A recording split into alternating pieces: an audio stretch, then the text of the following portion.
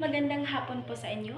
Ako po si Althea May T. Arcales, ang magtatalakay tungkol sa simantik na relasyon ng mga kahulugan. Sa pag-aaral ng semantics, bawat salita ay may angking kahulugan. Dahil dito nagkakaroon ng semantik na relasyon ang mga salita kapag ito ay sinasama sa iba pang salita sa loob ng pangungusap. Matatalakay sa arilin na ito ang leksikal at struktural. Nakahulugan na tuon ng leksikal ay kahulugan ng bawat salita, samantalang ang struktural naman ay nakapokus sa kahulugan ng mga salita kapag ito ay isinasama sa iba pang salita sa loob ng pangungusap. Sa pagtatapos ng aralin na ito,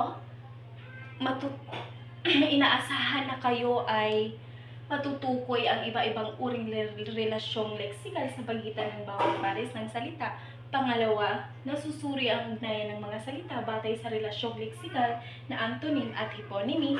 Pangatlo, na ipaliliwanag ang kahulugan ng item leksikal batay sa iba-ibang anyo nito. At panghuli ay napapahalagahan ng mga mag-aaral ang kahulugan ng item leksikal at struktural sa pag-aaral ng semantics ng wikang Pilipino. Handa na ba kayong makinig? Okay. Ano nga ba ang item leksikal?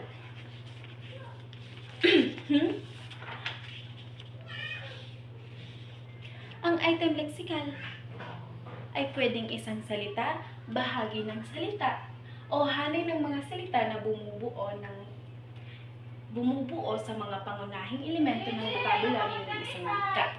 Ito ay karaniwang nauunawaan upang maghati ng isang kahulugan ngunit hindi limitado sa isang salita lamang, gaya na lamang ng halimbawa ng salitang bukas na merong tatlong magkakaibang salita.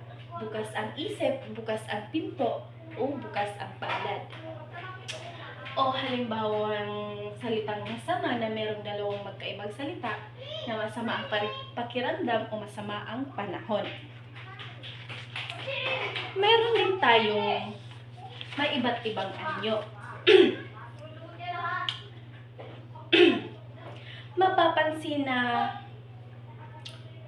dito, isang item leksikal lang ito na may iba't ibang anyo at kahulugan dulot ng mga panlating in, han, nag, at mag, at na kinakabit sa mga salitang ugat na imbita, tinda, at sayaw na nagre-resulta ng mga salitang inimbitahan, iniimbitahan, iimbitahan, at salitang ugat na nagtinda na nilalagay